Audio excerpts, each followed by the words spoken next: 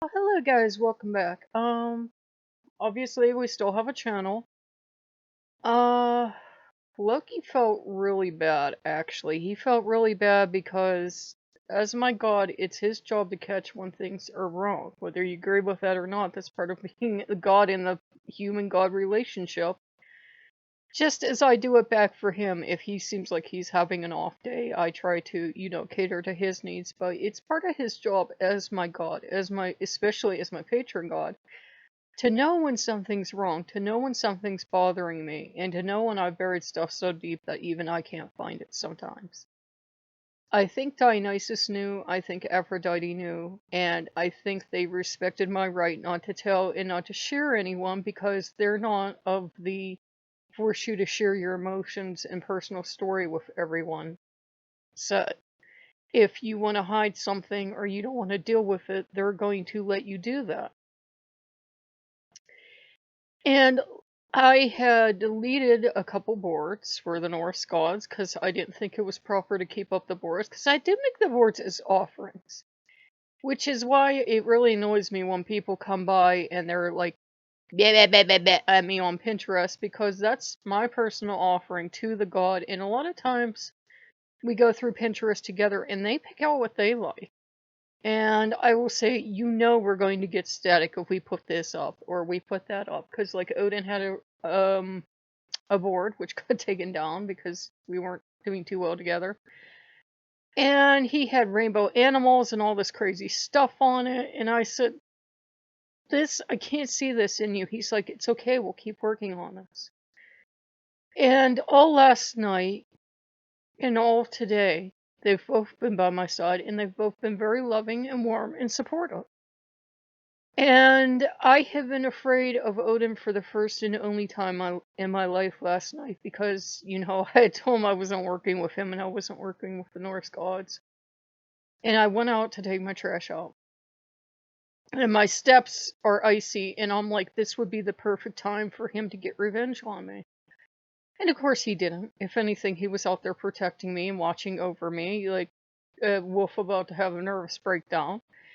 And he was trying to watch over me all last night, and just, they kind of, they do this for every human, not just me. I'm not special. I got Yeshua.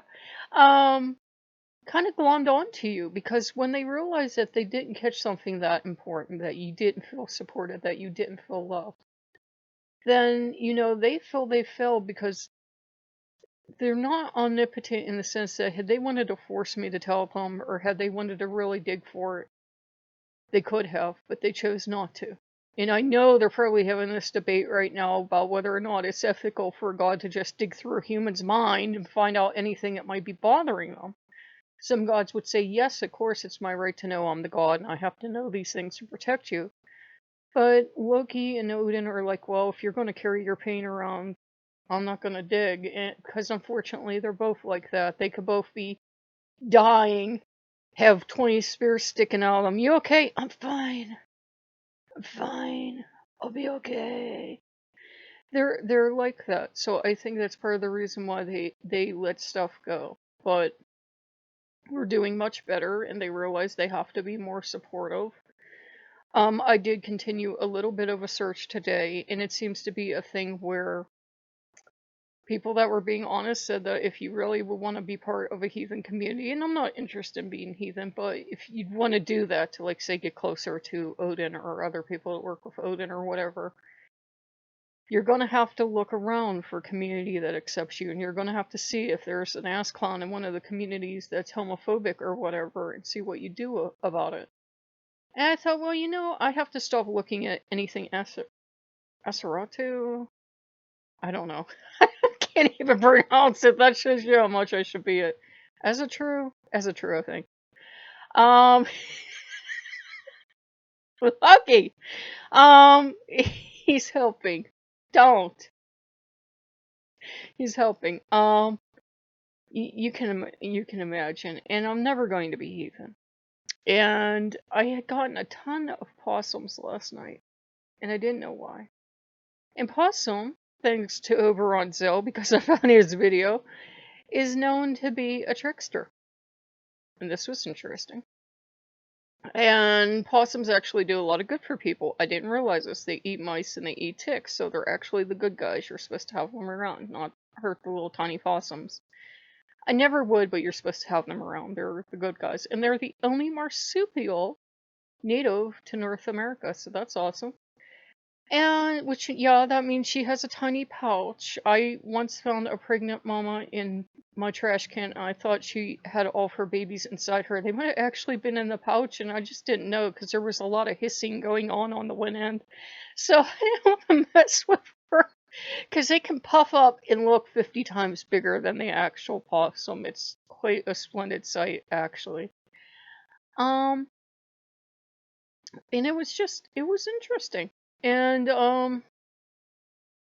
I was watching something and it had popped up in my feed unexpectedly and I wasn't sure where it came from, but there's a film. I don't think it ever got like a lot of traction because it's more geared towards adults than kids. And it's one of those weird things where it's not adult animation, but people didn't know what the hell to do with it, I don't think, but A Monster in Paris. And I've never seen the whole entire film, but I've seen so many clips it feels like I have. And the thing is, it's basically like Phantom of the Opera and Hunchback of Notre Dame and stuff like that. And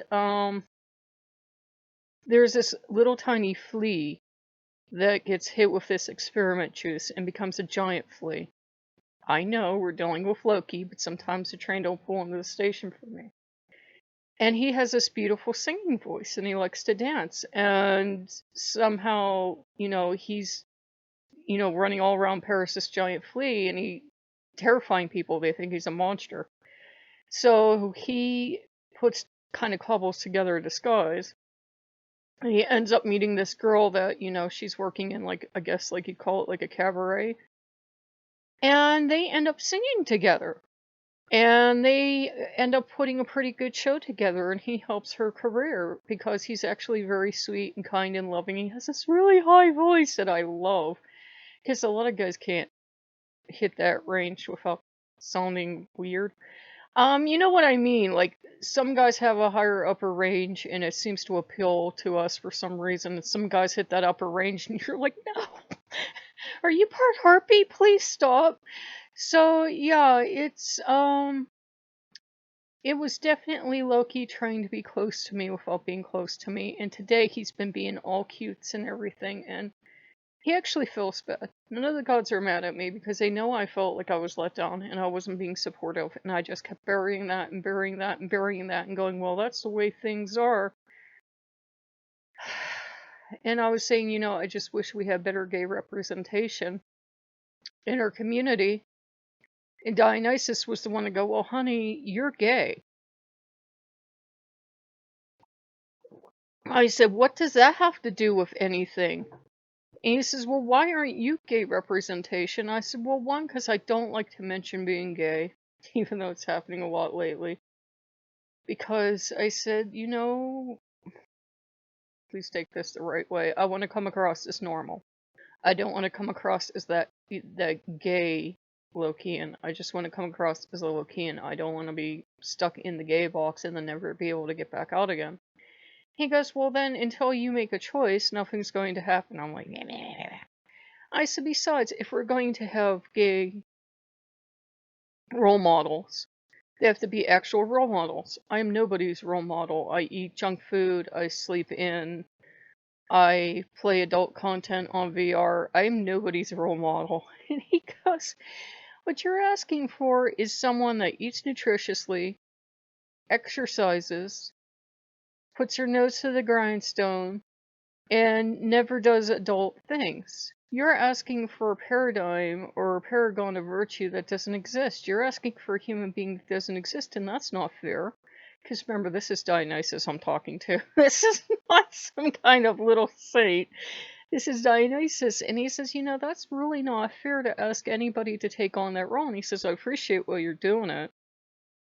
Because you feel you have to be a good person by cultural standards, which means no strip clubs, which means no adult content, which means no pizza, which means no fast food, which means no sleeping in, which means no a lot of stuff. And he says that's asking a human to strip away everything that makes them human. and to be this false idol. And a lot of humans will do that to be a leader. He says, then when it turns out they're as human as everyone else, everybody else is outraged. He said, if you were speaking for me, I'd rather you prove you're human, prove that you eat junk food, prove that you sleep in, prove you do all this other stuff, and just be out and open with who you are, than to live a lie or to only present the parts of yourself that you think are acceptable. And Loki's over in the corner trying to be really careful, not sure if he's back in yet or not, and being like, that sounds good. So it was interesting. So we are back together. We will work together. It's just sometimes it's a lot to take, especially for someone my age. Hopefully it's different for you younger people. But for someone my age, growing up in a community that was extremely homophobic and having lived in the same homophobic community my whole life, anytime someone is gay, there's that huge pressure of, you don't understand who you are, you're stupid, you're going through a phase, you haven't met the right man. Yeah, and it's kind of sad because I've had friends that are no longer friends, and if their children are gay or something, well, it's just a phase. You know I'm gay, right? So yeah, it's like, yeah, the phase has been going on for over 40 years for me. I knew, even as a little tiny girl, even as a little tiny tater tot of 4 or 5, I knew I liked girls. I just didn't know that I liked girls and guys and everything in a way that would be romantic later on in my life. I just knew I liked everyone, especially the cute girls in the movies in the 80s. Oh, thank God I grew up in the 80s. The women were something else back then. They still are, but it was something else. So I grew up at a good time, and it's something that maybe we have to discuss on the channel. I think you always know. At least I always knew. I just never realized until a certain age of going to church there was supposed to be something wrong with that. Which to me, it's like a Kinsey scale thing. I think everybody's a little bit gay, and there's nothing wrong with that. It would be kind of sad if no one was. So we're doing much better, and I have to learn not to hide things so well from Loki, but it was a survival skill I learned in my formative years because, I grew up in an abusive home, and you didn't do anything you didn't have to draw attention to yourself. So, if you guys like what you see, like, comment, subscribe, and I'll see you later. Bye bye.